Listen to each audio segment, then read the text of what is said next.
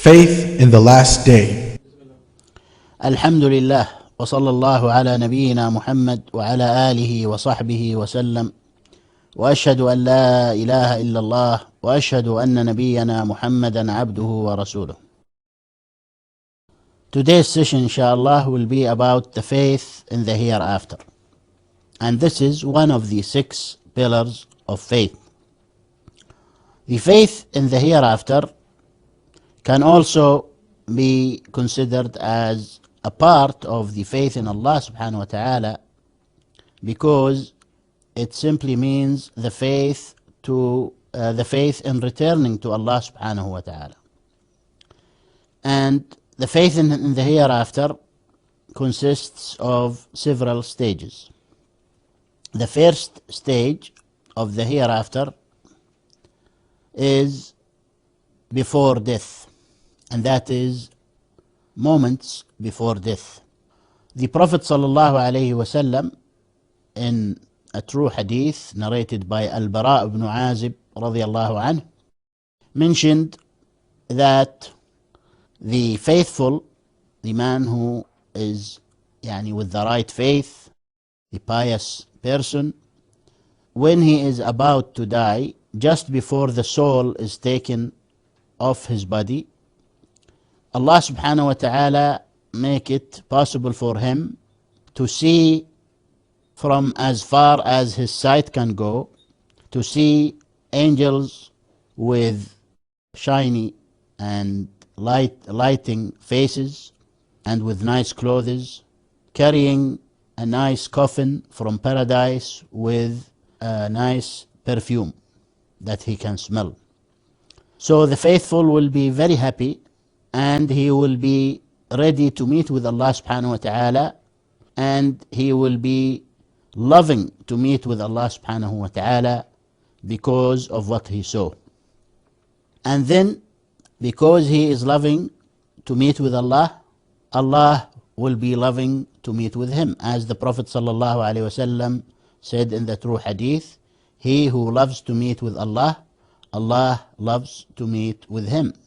On the other side, the kafir, the non-faithful, will see an opposite scene. He will see frightening looking angels with clothes made of fire and with perfume which is so ugly in smell, and with a coffin that is made of fire. So therefore he will be fearful, and at that moment he will be wishing not to meet with Allah subhanahu wa ta'ala, because he knows what his fate is going to be. And that's the meaning of the hadith where the Prophet sallallahu alaihi wasallam said, he who dislikes to meet with Allah, Allah dislikes to meet with him. The next stage is when the person dies, and that is when his soul departs his body. In the case of the faithful person, the angel would come to him and would bring the soul out smoothly from the faithful. And in the case of the non-faithful, the angel would pull strongly the soul from all the body of the non-faithful. The reason is because this person, the non-faithful, he is in a very fearful state, and therefore his soul tries to spread in all his body to escape, but of course there is nowhere to go. So the angel would come and pull the soul from all the body. So this will be a very hurting experience for this person, the non-faithful. While in the case of the faithful, the soul will be taken out so easily, just like the drop of water comes out of a bottle. This all has been mentioned in the hadith of Al-Bara ibn Azib about the Prophet sallallahu alaihi wasallam, and many other hadiths, true hadiths. For the faithful, after his soul is taken, as narrated in Sahih Muslim and other hadith sources, the angel would take the soul in a very respectful way and move it from one heaven to another until it meets with Allah subhanahu wa ta'ala, and Allah orders that this soul goes back to its origin. And when this soul passes by every heaven, the angels would be greeting it and showing respect for it and honor for it. And the opposite is for the non-faithful, where the soul would be taken up, but no gate of heaven will be opened for him, and the angels will curse him instead of greeting him. They will curse him and they will say, "Whose wicked soul is this?" And it will be ordered to go back to its origin. Then for the faithful person, Allah subhanahu wa ta'ala orders the person to sit up, so he will be sitting up. Of course, this is one of the things of the unseen. We don't know how would he be sitting up in his grave. These things we don't ask how, because there is no way to get the information about them by thought. So the angel will ask this person, the believer, "Who is your Lord? Who is your Prophet? And what is your religion?" And Allah subhanahu wa ta'ala, due to His grace, will make this person able to answer those questions properly, and he will be passing this test. And this is called fitnatul qabr, the affliction of the grave. The martyr has been exempted from this test because it was enough for him as a test to see the sword in front of him, the sword or whatever other weapon, and then he was steadfast fighting for the sake of Allah subhanahu wa ta'ala. This was enough of a test for him. Therefore, he will be exempted from the test of the grave and from the punishment of the grave. And these are some of the virtues of martyrs. And there are other virtues which we, inshallah, will mention later on. For the faithful, he will be answering, "Who is your Lord?" Lord here does not mean the creator or the provider. It means, who is the one whom you have worshipped? Who is the one who deserves to be worshipped? So, because those two words, Lord and God, or Rabb and Ilah, if they are mentioned separately, each one by itself, then it includes the other one. Lord could mean Ilah, and Ilah could mean Lord. But if they are mentioned together in a position like in Surah An-Nas, قُلْ أَعُوذُ بِرَبِّ النَّاسِ مَلِكِ النَّاسِ إِلَهِ النَّاسِ, they are mentioned here together. Then each one carries part of the meaning of Tawheed, or part of the meaning of Allah's descriptions. So the person who was worshipping Allah alone, not associating partners with Allah in worship, he would answer, "My Lord is Allah." And the person who was committing any form of great shirk, which takes someone out of Islam, will not be able to say, "My Lord is Allah." And therefore, he will not pass this test. And similarly, when someone is asked, "Who is your messenger?" or "What do you know about this man?" meaning the messenger. If he was truly following the Messenger sallallahu alaihi wasallam, he would say, "This is the messenger of Allah." But if he was following some other person in a manner like following Prophet Muhammad sallallahu alaihi wasallam, yani giving another person total submission, giving another person the yani virtues of the Prophet sallallahu alaihi wasallam, then he will not be able to answer. And his answer will be either I don't know, or he will be confused and he doesn't know what to say. And then, what is your religion? If he was truly going by Islam, the same Islam that Allah subhanahu wa ta'ala revealed to the Messenger sallallahu alayhi wasallam, then he will say, my religion is Islam. He will answer. But if he was making his Islam from his pocket, or from the pocket of someone else, or from the thoughts, or from the desires, or whatever, then, like unfortunately many people nowadays, their Islam is from their pocket. Whatever they find suitable, this is Islam. Yani you find women here in our country who don't cover their hair, who don't cover their shins or their legs, and when you tell them why do you do this, they say, Alhamdulillah, Islam is easy, we don't have to do this. So this is not this type of person will not answer, my religion is Islam, because what Islam is this? This is not Islam.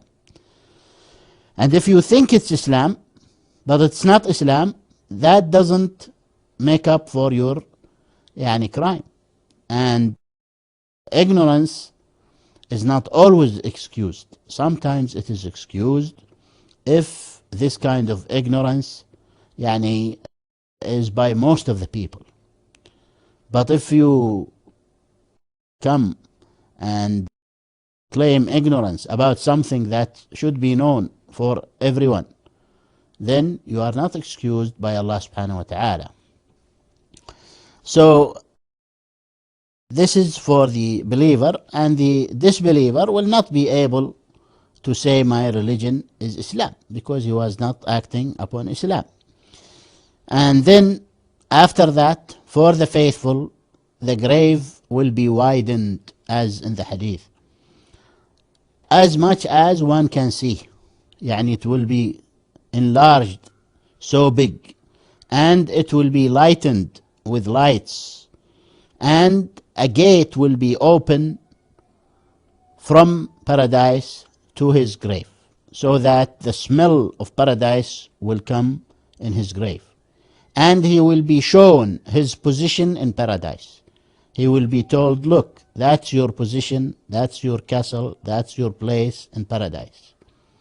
And when he sees that, he becomes so happy that he hastens and rushes, and he says, oh my Lord, order the hour to come now, order the day of judgment to come now. And he will be told, no, keep quiet, sleep as a new bride in her bed. And above all that, the faithful's soul will be in paradise. It will be hanged on a tree in paradise, while the martyr's soul will be installed in a bird which will fly all over in paradise. And that is another virtue of the martyrs. So we have here the believer's soul will actually be in paradise. As the Prophet ﷺ said, believers' souls will be hanged on a tree in paradise. And the martyr's soul will be installed in the hearts of birds which will be flying wherever they wish in paradise. That's why Ahl Sunnah wal Jama'ah believe that the grave is either a garden of paradise or a ditch of fire. Because for the non-believer, the opposite will happen. The grave will be tightened so much and made so small and tightened to the degree that the kafir's bone, due to the tightness of the grave, they will come together. They will go into each other because of the tightness of the grave that will become. And also it will be made without lights at all. So he will be left in complete darkness. And at the top of that, a gate from hellfire will be opened so that he will be tasting fire and smelling the bad smell from fire. And he will be shown his position in hellfire also. That's your position. Actually, he will be shown both his positions in paradise and hellfire. He will be told, look, that would have been your position in paradise if you had become faithful. And this will make him painful more, because he saw what he lost. So this is a big pain for him again, to show him his position in paradise. And for the faithful, he will be shown also his position in hellfire. And he will be told, that would have been your position if you have not been faithful.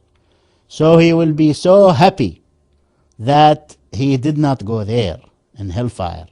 So this will add more happiness to him. And all these things are mentioned in true hadiths about the Prophet ﷺ, especially the hadith of the Al-Bara ibn Azib radiallahu anh, in which the Prophet ﷺ, after finishing engraving a Muslim, he stood on the grave with a small stick in his hand, moving it in the ground, and he started mentioning the situation of the faithful and the non-faithful. Some people nowadays from this hadith claim that it is sunnah to give a lecture at the time of the funeral when they are done with burying their brother or sister. But actually this is not a sunnah, because the Prophet ﷺ was not reported, there is no narration about him that he was doing it often, or he has done it more than one time. So it doesn't become a sunnah like that. The sunnah is when the Prophet ﷺ repeats it and does it, let's say, every time or many times, then it becomes a sunnah. One of the fundamentals of Ahl Sunnah wal Jama'ah, which you will find in all their Aqidah books, are the mentioning of Fitnatul Maut and Fitnatul Qabr and Adabul Qabr and Na'imul Qabr. Fitnatul Maut is explained by two things. Fitnatul Maut before death, Fitnatul Maut after death. Fitnatul Maut before death, when the person either sees the angels in a good way, like the believer, he sees the angel of death carrying a nice coffin and a nice smell. So this is one thing. And the other one is the kafir, who sees the opposite. So this is Fitnatul Maut. And also after his soul is taken, the questioning, the test by the two angels, who is your Lord. This is part of the fitna. So-called Islamists like Hizb ut-Tahrir, they deny all those things. They deny Fitnatul Qabr, Adab al-Qabr, and Na'im al-Qabr, and all this. They claim that it's not mentioned in Quran, and that it's only Hadith al-Ahad and something like this. Actually, this is mentioned in Quran. Allah subhanahu wa ta'ala says to Ahl Fir'aun, or about Ahl Fir'aun, النار يعرضون عليها غدوا وعشيا ويوم تقوم الساعة أدخلوا آل فرعون أشد العذاب. This is clear that Al Fir'aun will be tortured by hellfire day and night. And on the day of judgment, make Al Fir'aun taste the most severe punishment. So these are two types here mentioned in this verse. There is no way to change the meaning of this verse. And there are other verses in Quran which the scholars have explained to mean the situation in the grave, whether the torture for kafirs or the joy for the believers. There is no excuse for someone to reject a true hadith by the Prophet sallallahu alaihi wasallam, especially if it is agreed upon by Bukhari and Muslim and other scholars of hadith. There is no excuse for a Muslim to reject it. Anyone who does, then at least he's an innovator. At least. Otherwise, as Imam al-Barbahari said in Sharh al-Sunnah, a Muslim would not be turning into a kafir unless he worships other than Allah, or turns back or turns away a verse from Quran or a hadith from the Prophet sallallahu alaihi wasallam. So this is a cause of becoming unfaithful, and this is agreed upon by Ahl Sunnah wal Jama'ah, that someone who rejects the true hadith outright without an excuse, then he is not a Muslim. Because there is no difference between what the Prophet says and what Allah says. There is no difference between a true hadith and what Allah says. They are the same thing. Allah subhanahu wa ta'ala said, we have revealed to you both the Quran and the wisdom. And the wisdom has been explained to be the sunnah of the Messenger sallallahu alaihi wasallam, just like Imam Shafi'i said, and he said, I know of no difference amongst the scholars that the wisdom here means the sunnah of the Messenger sallallahu alaihi wasallam. And Allah subhanahu wa ta'ala said in Quran, وَمَنْ يُشَاقِقِ الرَّسُولَ مِنْ بَعْدِ مَا تَبَيَّنَ لَهُ الْهُدَى وَيَتَّبِعْ غَيْرَ سَبِيلِ الْمُؤْمِنِينَ نُوَلِّهِ مَا تَوَلَّى وَنُصْلِهِ جَهَنَّمَ وَسَاءَتْ مَصِيرًا. He says, he who opposes the messenger. He didn't say he who opposes Quran.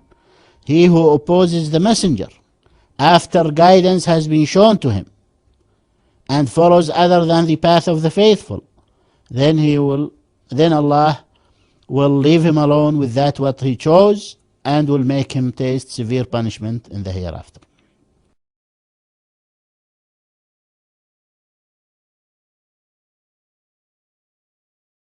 The signs of the hour, we have small signs or the minor signs, and we have the major signs. Regarding the signs of the Day of Judgment, some of the scholars have put them in order according to what have been mentioned in true hadiths. Some hadiths might mention a different order. So the order is not meant, and it's not important actually. Regarding the small signs of the hour, a lot of them have occurred and happened, and some of them are happening now, and some of them are yet to come and to occur. Amongst those small signs, for example, Minor signs of the hour. The sending of Prophet Muhammad sallallahu alaihi wasallam. The Prophet sallallahu alaihi wasallam said, I and the hour have been sent like these two, like the difference between the one and the other. And he held his forefinger and middle finger up together. Emergence of false messengers. The Prophet sallallahu alaihi wasallam said, the hour will not come until nearly 30 liars have been sent, each of whom will claim to be a messenger of Allah. The fire in Hijaz. The Prophet sallallahu alaihi wasallam said, The hour will not come until fire comes out of the land of Hijaz and illuminates the necks of the camels in Basra. And this happened almost 700 years after the death of the Prophet sallallahu alaihi wasallam. Imam al-Nawawi rahimahullah mentioned the incident that occurred during his time. He said a fire has come into it, not a fire, yani house fire or something, no. Some kind of fire which was either from the bottom of the earth or whatever it might have been. And he said, we saw the backs of our camels light from that fire. Yani we saw the effects of that fire in Busra, al-Sham. He was in Sham, and the fire was in Medina. Tribulation and turmoil. The Prophet ﷺ said, just before the hour, there will be tribulations like patches of dark night. There a man will be a believer in the morning and a disbeliever in the evening.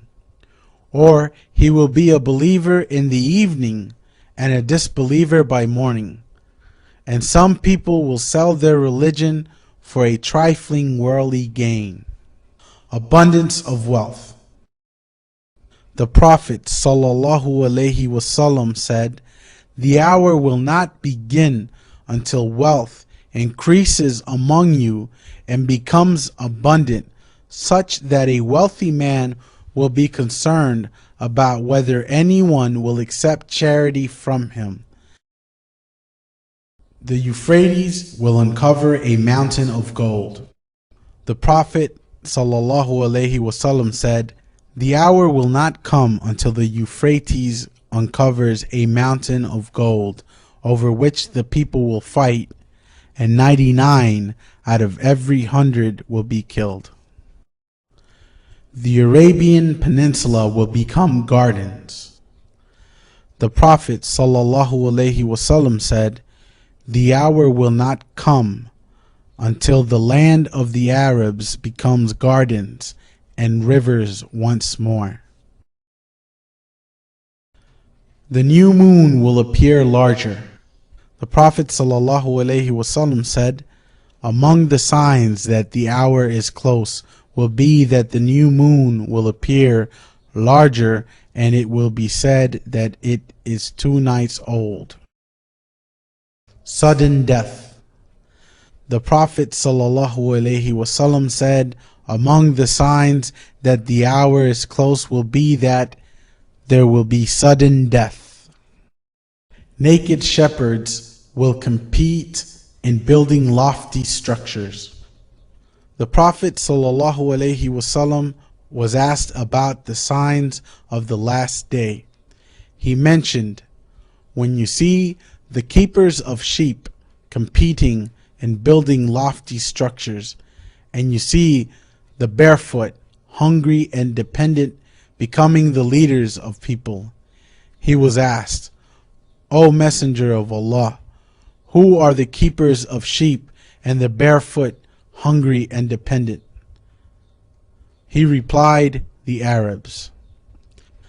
Ibn Rajab said in his commentary, what is implied is that the control of affairs will be given to those who are not qualified for that, when the barefooted, naked shepherds, who are ignorant and rough people, become the leaders of people and so wealthy that they compete with one another in building lofty structures. This leads to corruption in both religion and worldly systems. Prevalence of ignorance. The Prophet ﷺ said, just before the hour comes, there will be days when ignorance will prevail and knowledge will be taken away.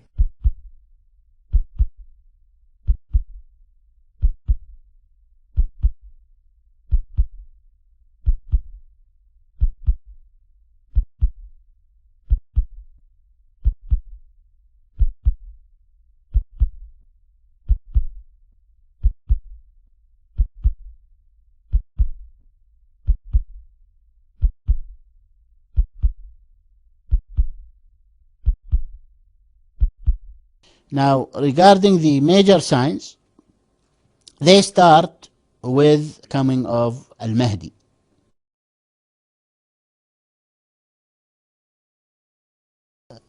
The hadiths of the Prophet ﷺ regarding the Mahdi are of two types. Some hadiths which are in Bukhari and Muslim mention him by description, that a man would be given an oath near the Kaaba.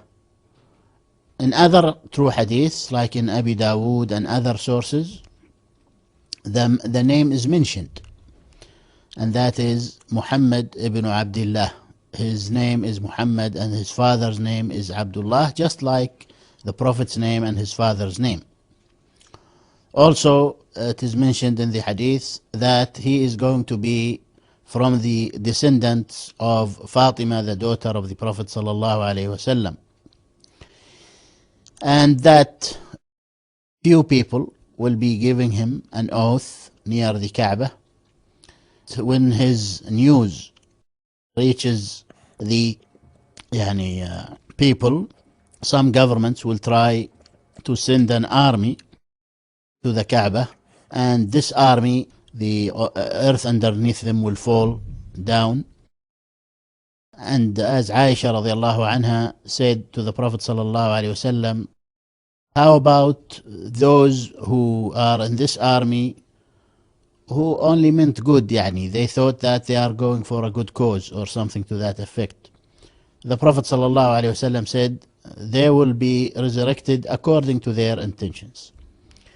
According to their intentions.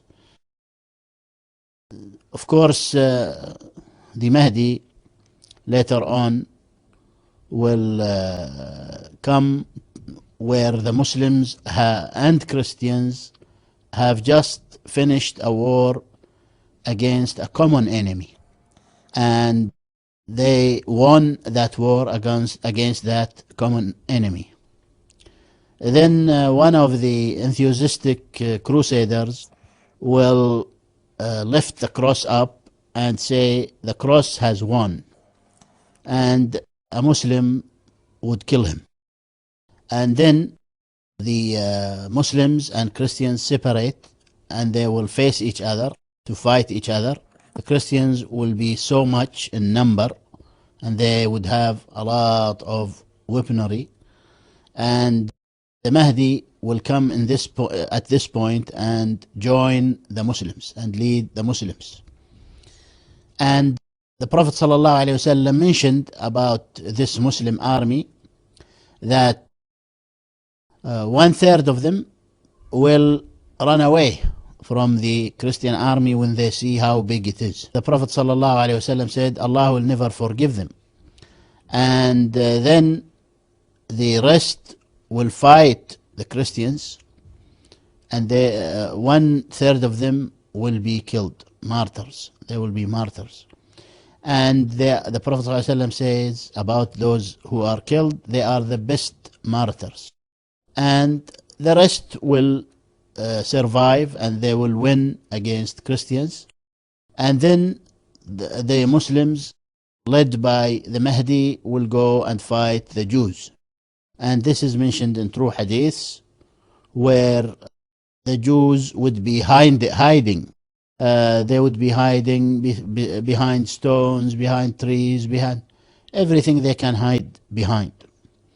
And those trees and stones will be talking to the believers, to the Muslims, telling them, there is a Jew behind me, so come and kill him, O servant of Allah.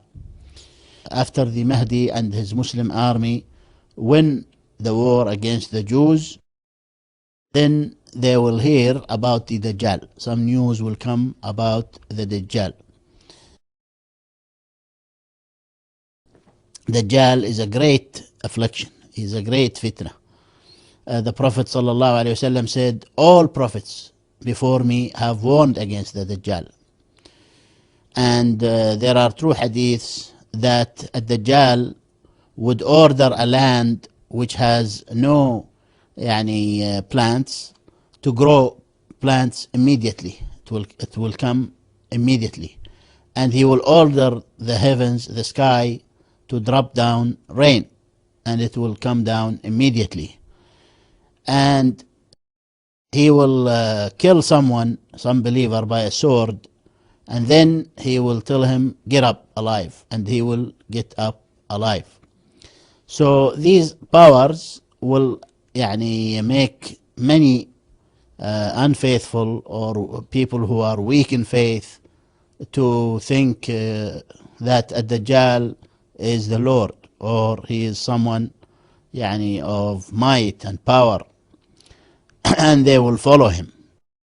The Prophet ﷺ said, when Dajjal comes, 70,000 of the Jews of Asbahan will be following him, and that he will have many followers who are hypocrites and those who are not faithful in Allah subhanahu wa ta'ala. This faithful person that Ad-Dajjal kills and then order him to get up and become alive, he is so faithful that after he is brought up from death, Dajjal asks him again to follow him, and he says, no, now I am more sure that you are the Dajjal that the Prophet ﷺ has told us about. Why? Because the Prophet ﷺ described all this. He described that a faithful youth will face him, and then he will kill the faithful, and then he will bring him back alive. So all this happened according to what the Prophet ﷺ said. Dajjal will not be allowed to enter Medina or Mecca. There will be angels guarding it, and he cannot enter Medina and Mecca. Other than that, he will go everywhere, and he will have so many followers. And then Isa alayhi salam, Jesus, will descend from heavens. Place that he will be descending to is the White Minara in Damascus, Syria. And the Prophet ﷺ has described Isa alayhi salam when he descends, that his hair will be wet or something to that effect. And then Isa alayhi salam will face the Dajjal, and he is the only one authorized to kill him. Isa alayhi salam will follow Dajjal, and Dajjal will be running away from him, fearing. And then Isa will throw an arrow at him, and he will melt. Dajjal will melt and die. In the time of Isa alayhi salam, of course, Ya'juj and Ma'juj will be freed from the imprisonment that they were in. They are somewhere imprisoned, Allah knows where. Even though some scholars have mentioned or suggested some places, but actually there is no proof in the hadiths where they are actually and when they are going to come out. But at the time of Isa alayhi salam, the hadith mentions that they will be coming out of that imprisonment, and they will be causing a lot of corruption in earth. They will be killing people and eating everything, drinking any river or anything in front of them. They will drink it all together because of their huge number. And then when Isa alayhi salam and the believers see that, they find themselves that they cannot fight them. Therefore, Isa alayhi salam would not risk the lives of the believers to fight those people. So he asks Allah subhanahu wa ta'ala for support, and Allah subhanahu wa ta'ala will tell Isa to take the Muslims and seclude themselves somewhere where no harm can occur to them. Then Allah subhanahu wa ta'ala will send down some kind of worm which will eat up all those people of Ya'juj and Ma'juj, and no one of them remains alive. And then the last major signs is the rising of the sun from the west.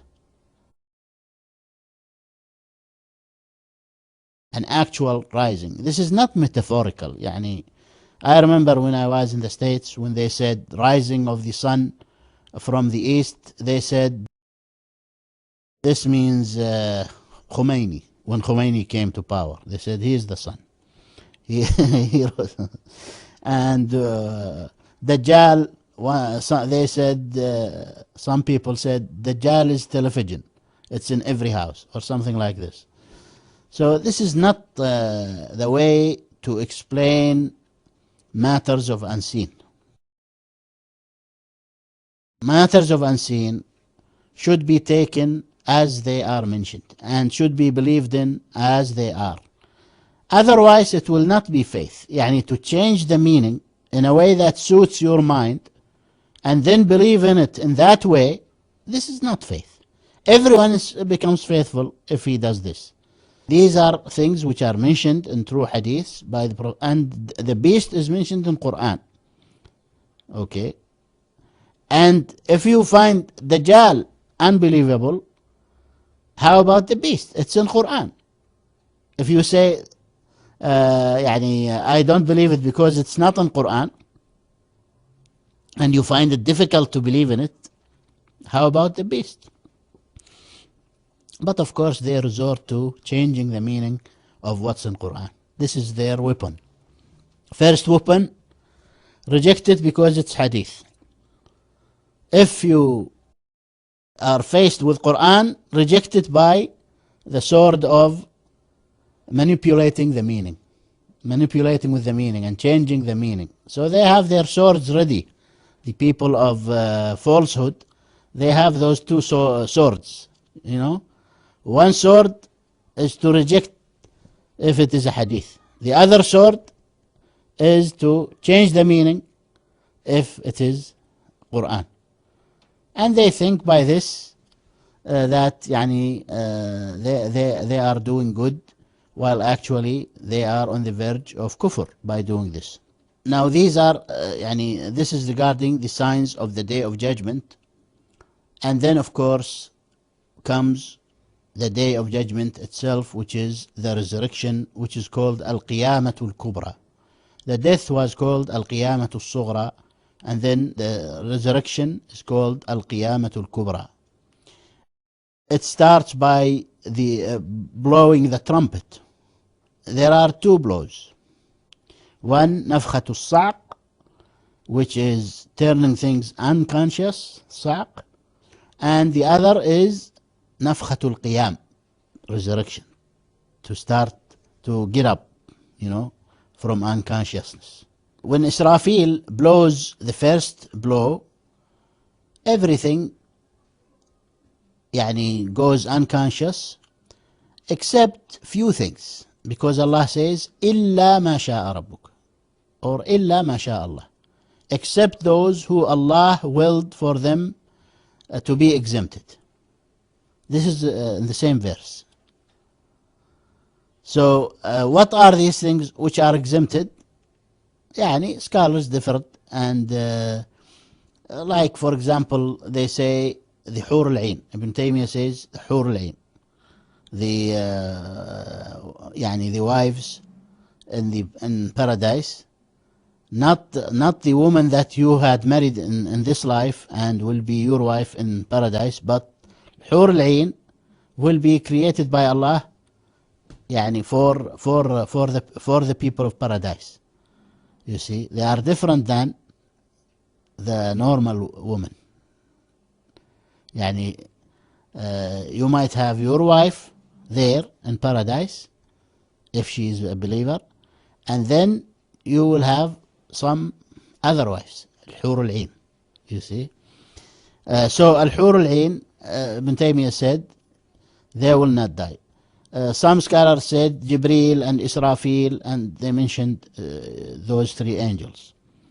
Of course, the throne of Allah subhanahu wa ta'ala will remain.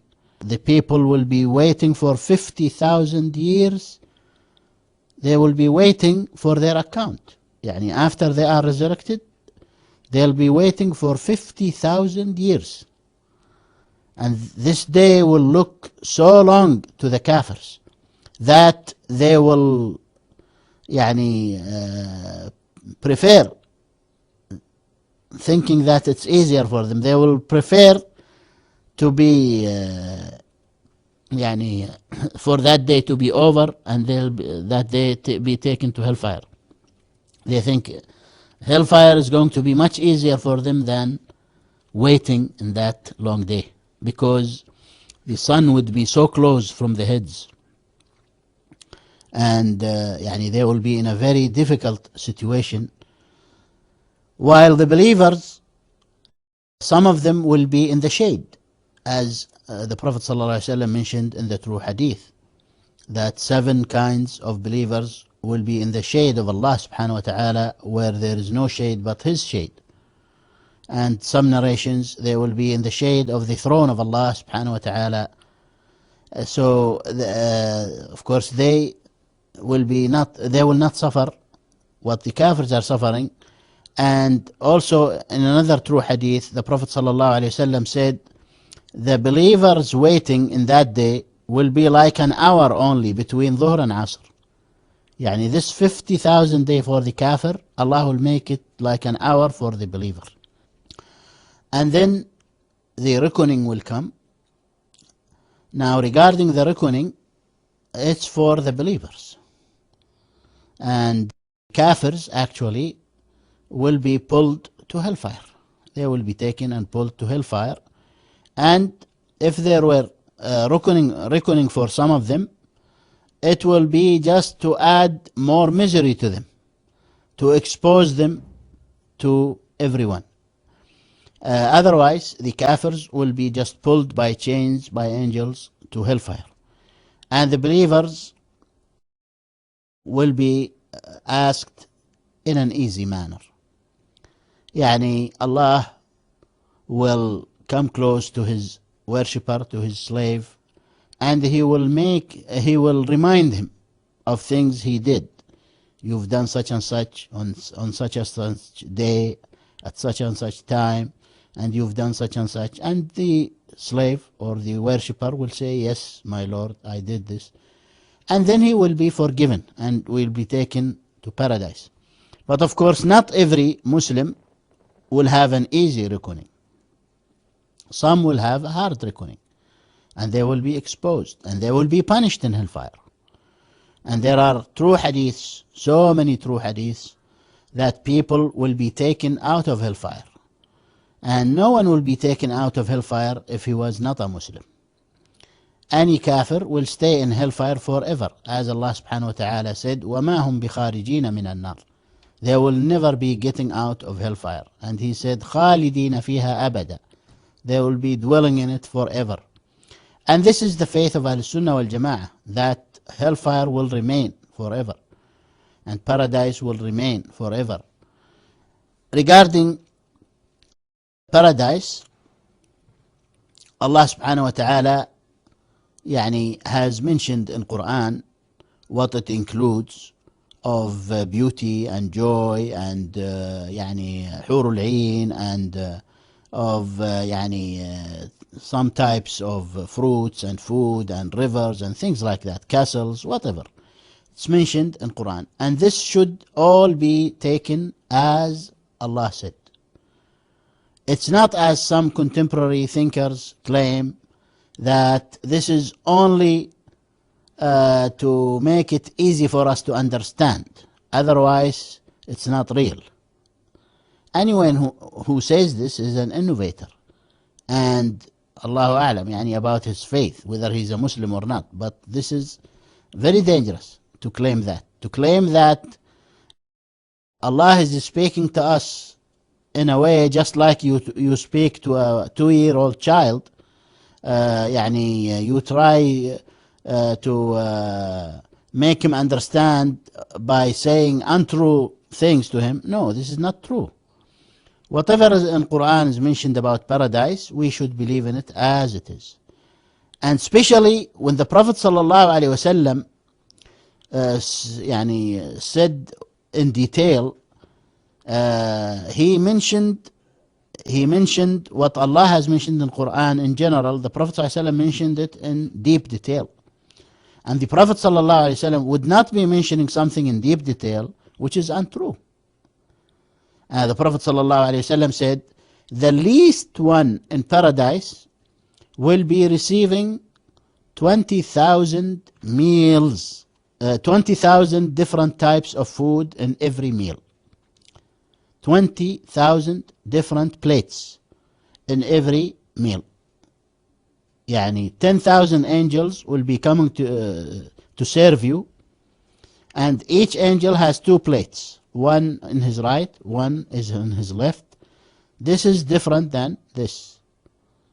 And not only that, but the believer will be enjoying the last plate as much as he enjoyed the first plate. He will not get full or bored or something or painful, no.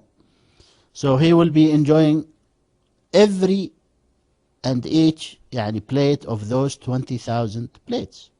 And this is the least in paradise, the least person. And this is this shows how great is the reward of paradise. Allah subhanahu wa ta'ala, due to his blessings and due to his generosity, he has given so much for so little. Our actions in this life, it's what, 60 years, 70 years, 80 years, 100 years you lived, and you acted, you prayed, you did this, you did this. And Allah subhanahu wa ta'ala is giving you an eternal, and not only eternal joy, but such kind of joy which is not, you cannot compare this life to it. The Prophet ﷺ said, someone would be taken on the Day of Judgment, and he will only be immersed in paradise, and then taken out. Just this, immersed. And then he will be asked, have you seen any pain in your life? He says no. By this only one immersion, he forgot all the pain. And the Prophet ﷺ described this person to be the most miserable person on earth. You see? So the most miserable person on earth was taken and immersed only once in paradise and taken out. And then he was asked, have you seen any misery in your life? And he was the most miserable man. And he says no. He forgot. By this joy, in one immersion, he forgot all the misery. So you can imagine what kind of joy is in paradise. And on the opposite side, a man who has been the biggest king on earth, who owned billions upon billions, and he has enjoyed this life so much, day and night, he will be immersed in hellfire only once. And he will be taken out. And then he will be asked, have you seen any joy in your life?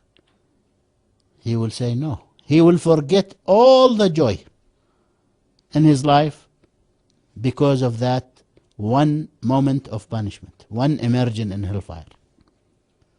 So this is how the paradise and the hellfire.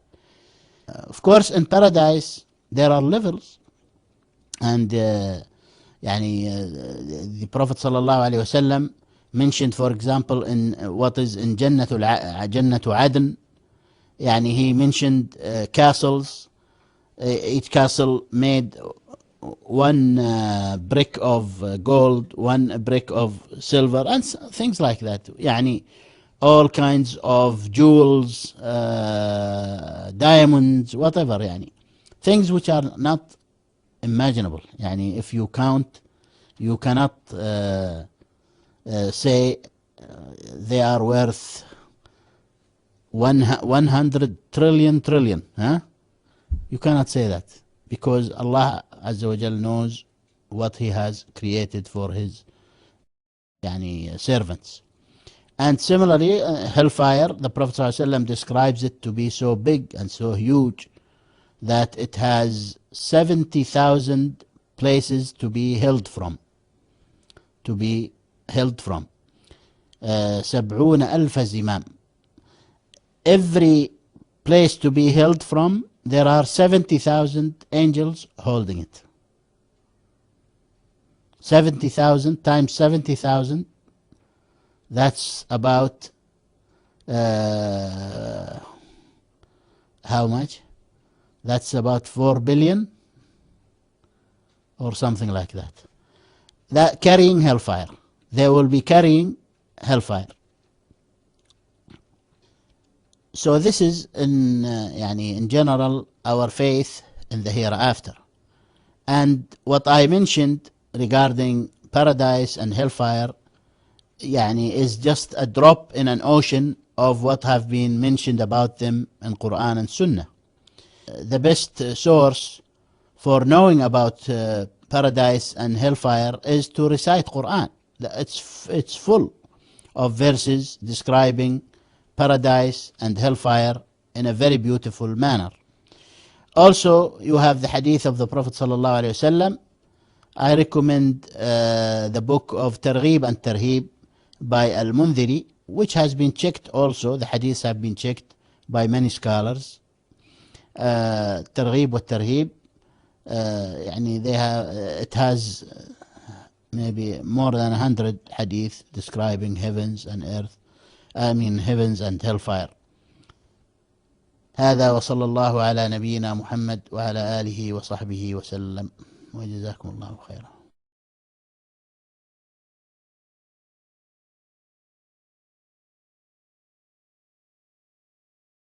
How is the relation between the soul and the body in the grave? This is unseen for us. This is ghaib. Allah subhanahu wa ta'ala knows the ghaib. We don't know the ghaib. The fact that some books have mentioned details about those relations between the souls and things relating to the actual life, most of those things which are mentioned are without proof from Quran and Sunnah.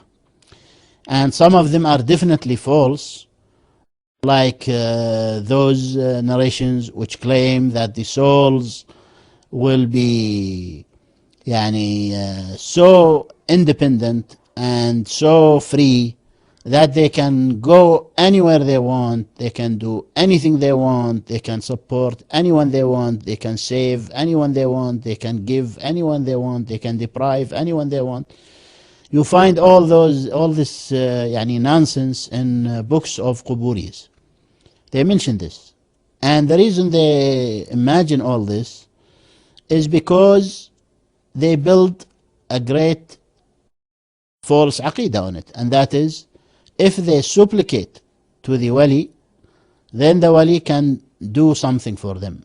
At least he can intercede. Or he can do more. He can go himself and fulfill the duty that they want. If they want some provision, if they want anything, that the wali now is in a state that he can do anything. This is what they believe, and they write it in their books.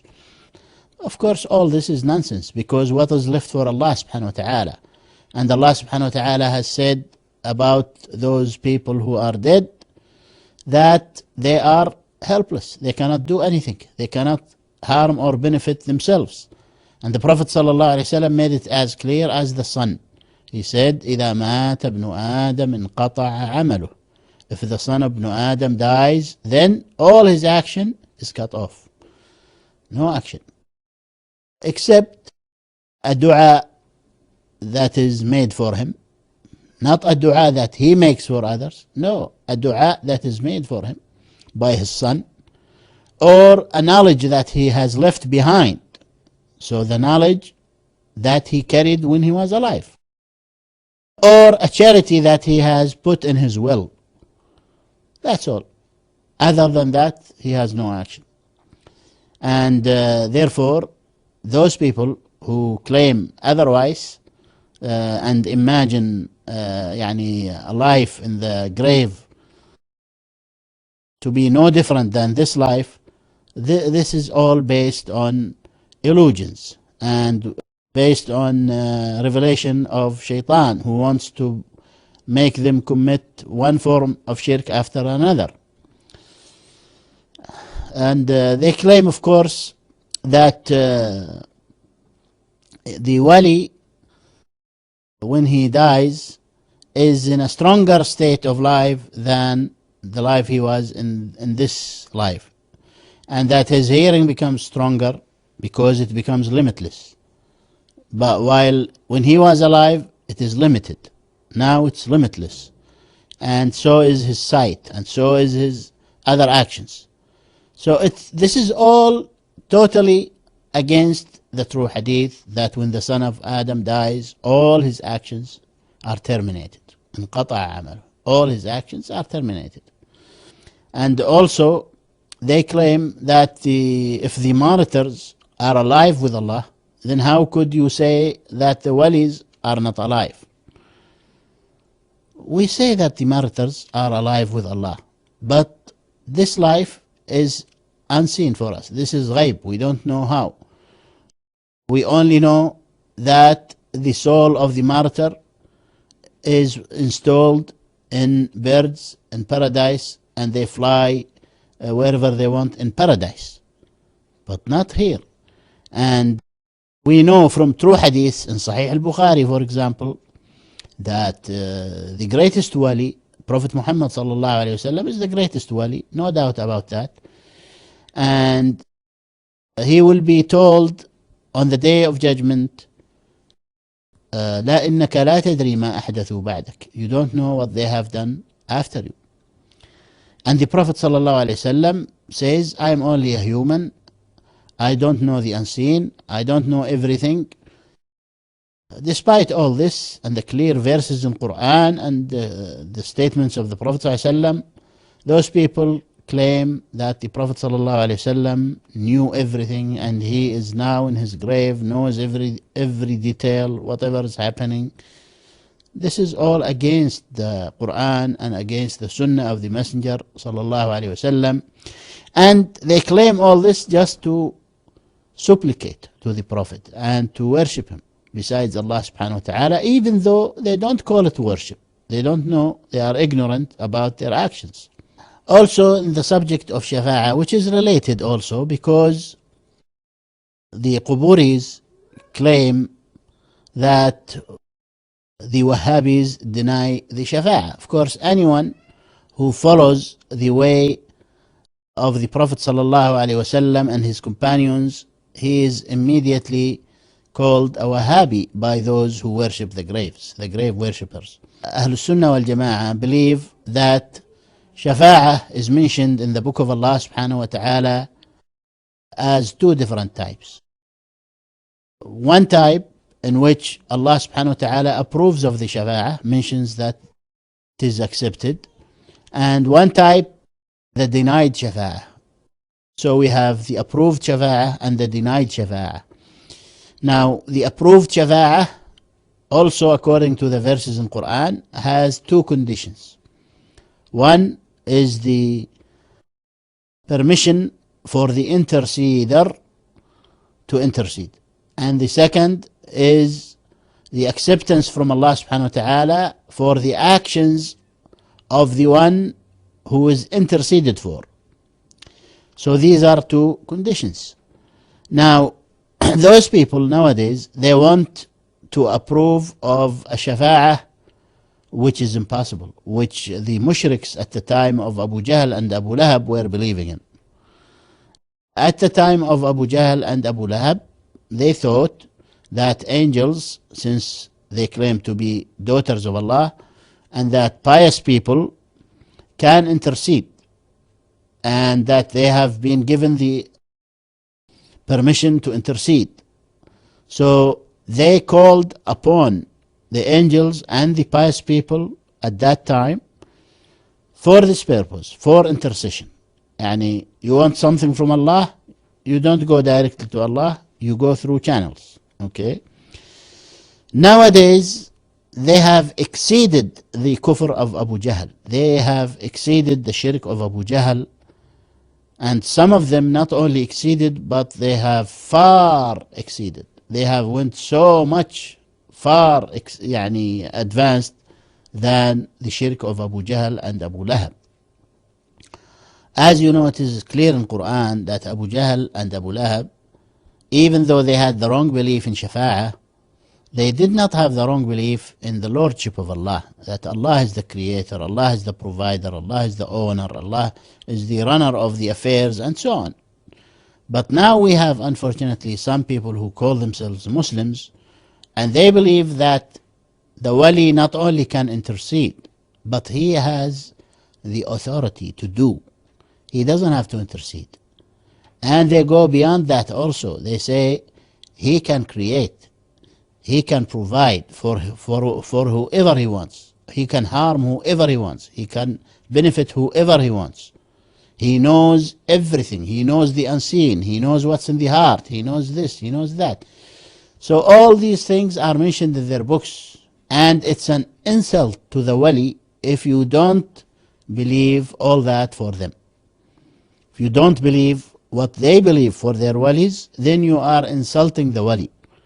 And therefore you are a kafir. And they say, Allah says in Quran, أَلَا إِنَّ أَوْلِيَاءَ اللَّهِ لَا خَوْفٌ عَلَيْهِمْ وَلَا هُمْ يَحْزَنُونَ, that the walis of Allah do not feel sad. So how could you claim that they will be asking Allah, or they will be interceding, and then they will be refused intercession? This will make them sad. You see, so they say, Allah says they will not be sad.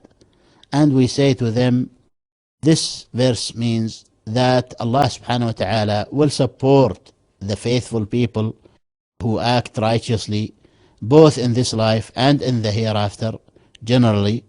But this does not mean at all what you are claiming, because Allah subhanahu wa ta'ala mentioned in Quran how some of his great walis, like Ayub alayhi salam, like Yunus and others, like Prophet Musa, like many others, have suffered from their people. And their suffering, some of their sufferings were so big. And not only those prophets, but Prophet Muhammad sallallahu alaihi wasallam, we have a lot of hadiths where he was insulted, where he was cussed, where he was beaten, like in the Battle of Uhud, to the degree that the blood was coming out of his mouth. And many of those things we have not only for prophets, for the pious people. Bilal was tortured, Ammar was tortured, his mother was tortured till death, his father was tortured till death. So how could you claim that the walis never feel sad? This is not true. And Allah subhanahu wa ta'ala says in Quran, Alif Lam Mim, أحسب الناس أن يتركوا أن يقولوا آمنا وهم لا يفتنون. Do the people think that they can only claim to be faithful without being tested by Allah subhanahu wa ta'ala? And the Prophet sallallahu alayhi wa sallam says, أشد الناس بلاء الأنبياء ثم الأمثل فالأمثل.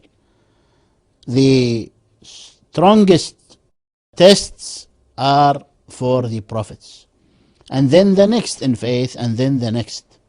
And the Prophet sallallahu alayhi wa sallam says, إذا أحب الله العبد ابتلاه. If Allah loves someone, He puts him through tests. Why? Because when he passes, he will have a higher rank with Allah, and he will have a great reward from Allah subhanahu wa ta'ala. So this is this claim of the grave worshippers regarding the shafa'ah actually is baseless. First of all, no proofs for what they claim, and then it's only because they want to base on it the shirk, that is, to worship those walis, even though they might not call it worship.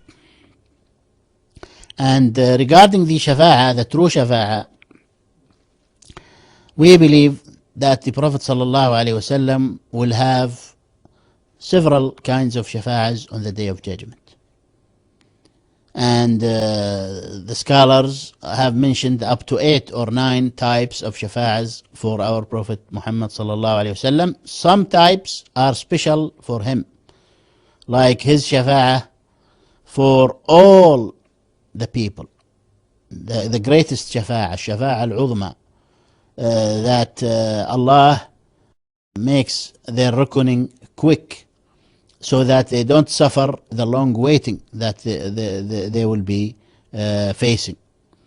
They will go to Adam, and then to Nuh, and then to Ibrahim, and then to Musa, and then to Isa, and finally they will come to Prophet Muhammad sallallahu alaihi wasallam. And in this great shafa'ah, the Prophet sallallahu alaihi wasallam says, when they come to me, I go and prostrate under the throne of Allah subhanahu wa ta'ala and remain there prostrating, praising Allah with praises that He inspires me then, until I am told, O Muhammad, raise your head, intercede, and your intercession will be accepted. Ask, and your question will be fulfilled, or your request will be fulfilled.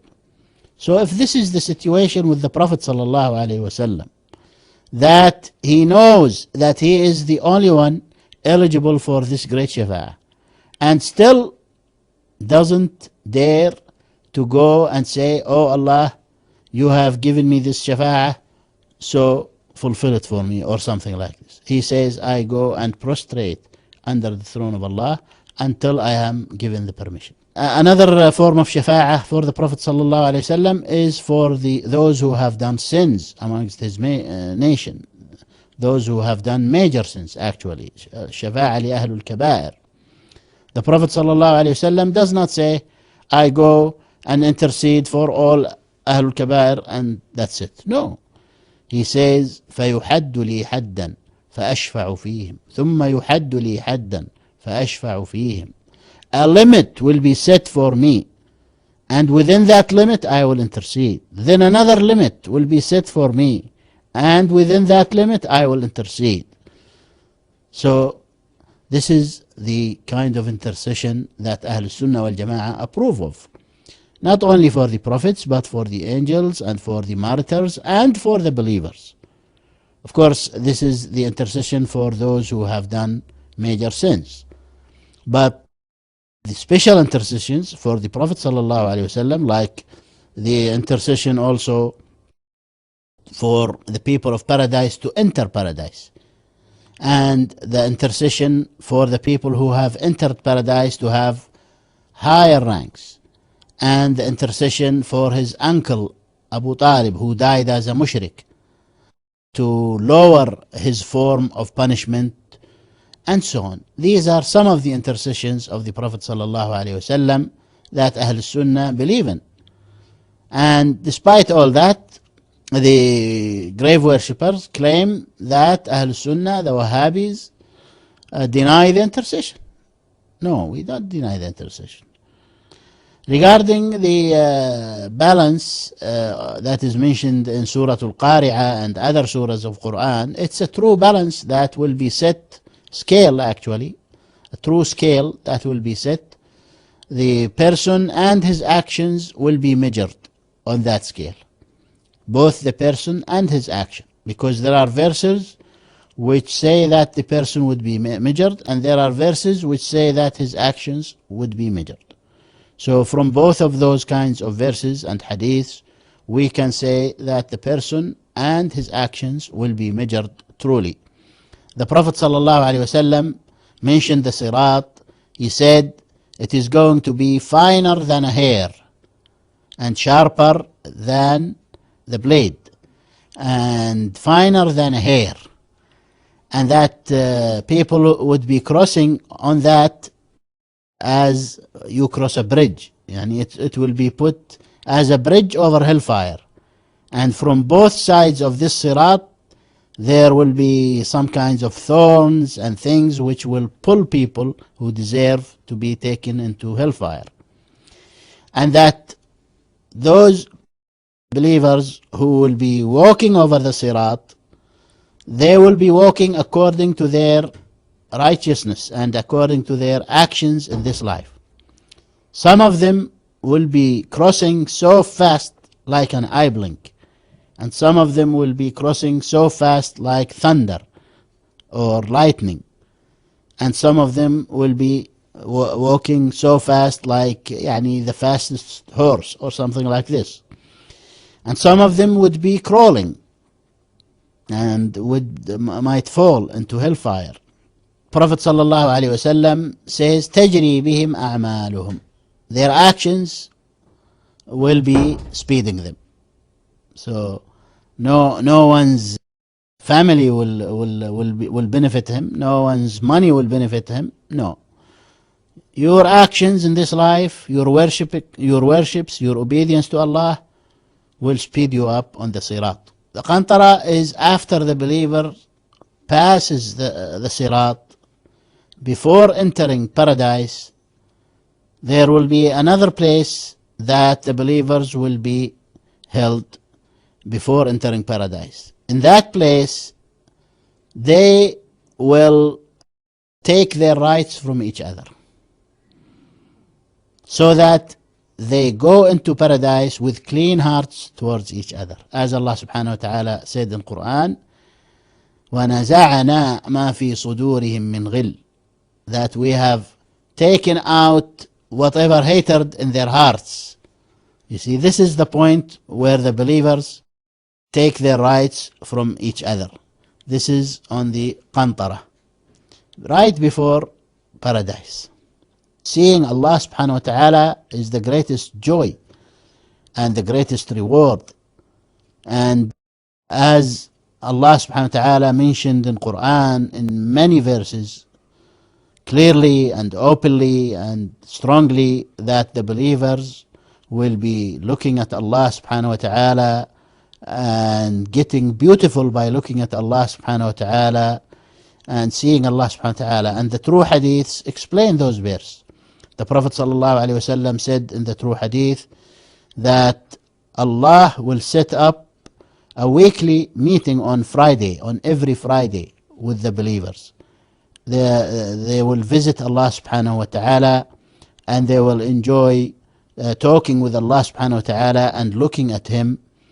And because of that, they will increase in beauty. So their beauty will be renewed every week.